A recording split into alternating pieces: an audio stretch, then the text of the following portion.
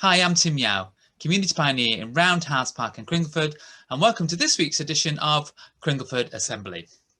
This week, on Monday the 18th of January, it's going to be Blue Monday, supposedly the glummest day of the year. So to get us thinking on that, we've got a track. It's a cover of New Order's Blue Monday. That's coming up now. Enjoy.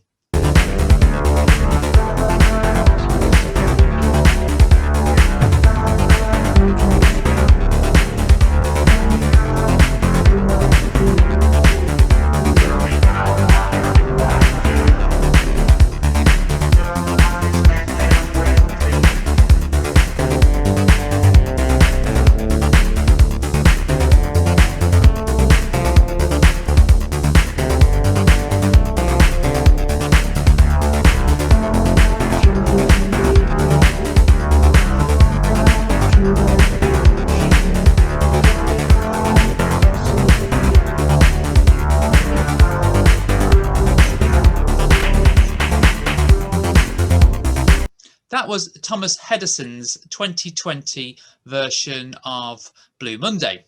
That track from 1983 by New Order, which was that kind of synth pop classic, which was that transition from the 1970s disco to all that the 1980s dance music brought us.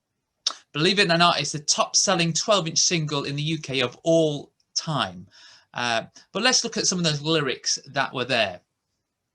He sang, "And I thought I was mistaken, and I thought I heard you speak. Tell me, how do I feel? Tell me, how should I feel?" It goes on to say, "Tell me, how does it feel when your heart grows cold?" Well, Blue Monday was started back in 2005 when a former academic of Cardiff University came up with this mysterious equation. Apparently, the Dr. Cliff Arnold said these things. He said that W equals the weather, D, capital D, is our monthly salary, small d is our debt, capital T is our time since Christmas, Q is the time since failing our New Year's resolutions, and I know how we all feel about that one, M equals our low motivational levels, and NA is a feeling, it's a need to take action. Now, some have looked at this equation and said it's just pseudoscience and have debunked it. But the fact is, at this time of year, post-Christmas, when it's kind of still in winter, we've got a long way to wait before summer holidays and things, it can feel a little bit depressing, can't it? It can feel a little bit sad. It can feel a little bit, you know, a bit frustrating and a bit flat. Whether that's backed up by science is another thing. You know, Blue Monday, whatever we think of it, is a time to take stock of where we think we are, emotionally, physically, and I would say spiritually. The trouble with this equation is that those kind of feelings of glumness, of anxiety, of depression are not necessarily affected by a particular day. It could be any day. And what it does do, if taken at face value, it implies that depression is just about how you feel, about having an off day. And I think anyone who suffers from or has suffered from depression knows it's way more than that. It's not just about, you know, have a drink, get out and do something different, see a friend. That's not going to solve serious mental well-being issues.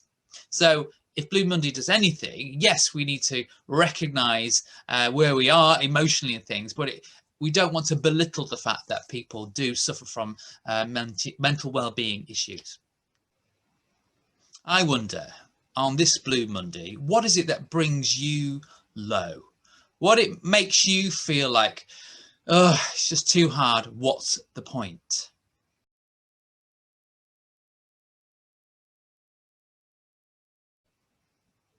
And added to that, what stops you feeling blue?